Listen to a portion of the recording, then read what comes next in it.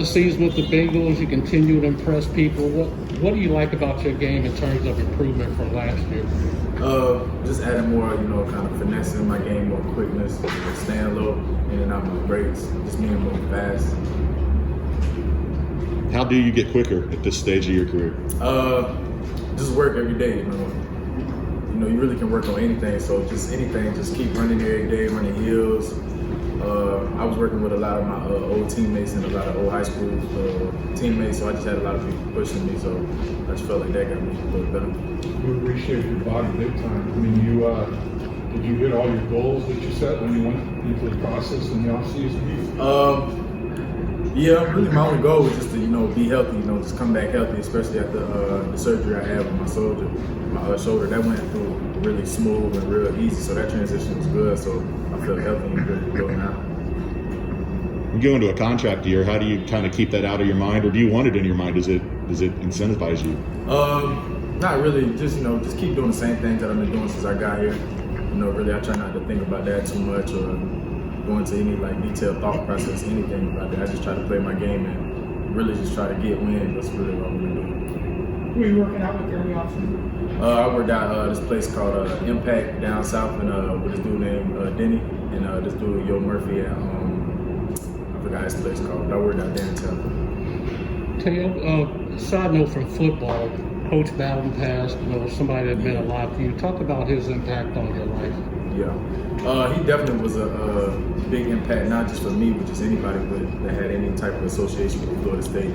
I played under Jimbo, but Jimbo definitely brought him back around a lot, so I was able to talk to with him. And, just a real great family. I know they're going through a lot. Just prayers and thoughts out to them. He was a great man, and had a lot of people depending on him. You got incredibly strong hands. That's a big thing, and you got the vice hands. You work your hands out, or is it just natural strength, or how do you come up with the strength you got in your hands? Yeah, I think it's a mix of both. Just having natural hands and just doing rice grabs.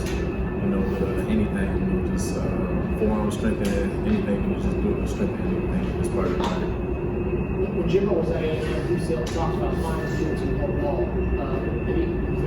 Say it again. When Jimbo was at A&M, he'd always talk about finding guys who like the ball, Jimbo talked about ball. Yeah. You do a lot of that with your own, basically saying, I want to find guys who really want to be here, really love the game. How much of that do you feel in your offense? Oh yeah, definitely. I mean, to play for Jimbo, you gotta love ball. He gonna get in your head, get in your face a lot. So you really gotta love the game.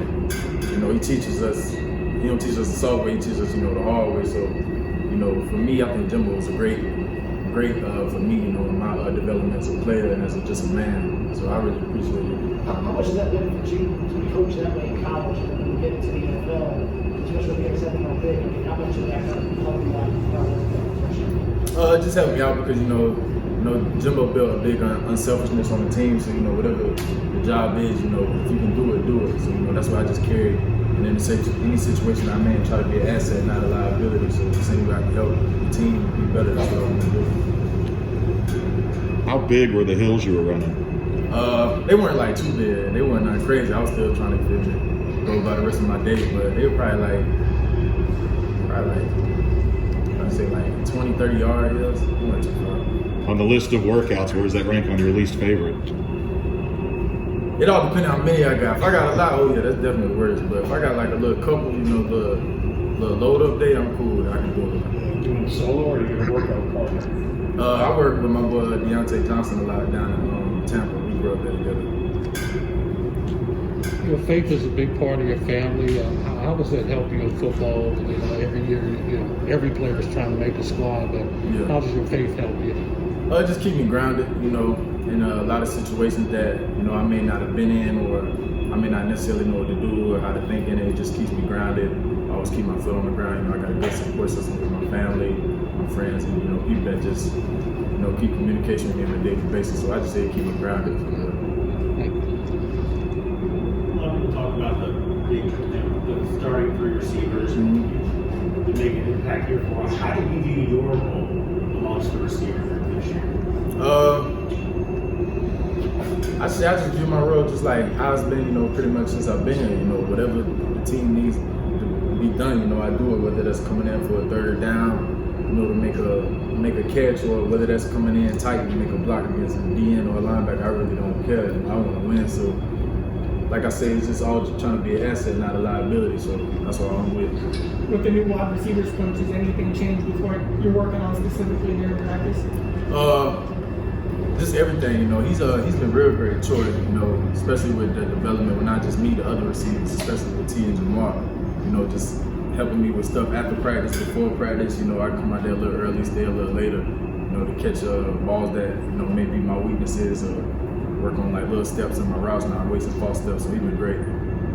With Jamar kind of struggling like he has, is there any kind of advice that you give where guys get kind of out of acclimate and kind of get adjusted to life and development? I won't say he's struggling at all. I mean, he's been great since he's been here. I just think, he's just adjustment to the NFL, and obviously with the year being off. But I think, he's been picking up on the playbook like very well, especially with how diverse our playbook is. So he's been doing real well. He's been picking up on his game, so he's nothing to worry about in terms of him or anything like that. He's been great. What do you like about Jamar as a receiver? I just say his calmness too. He a dog, but he calm at the same time.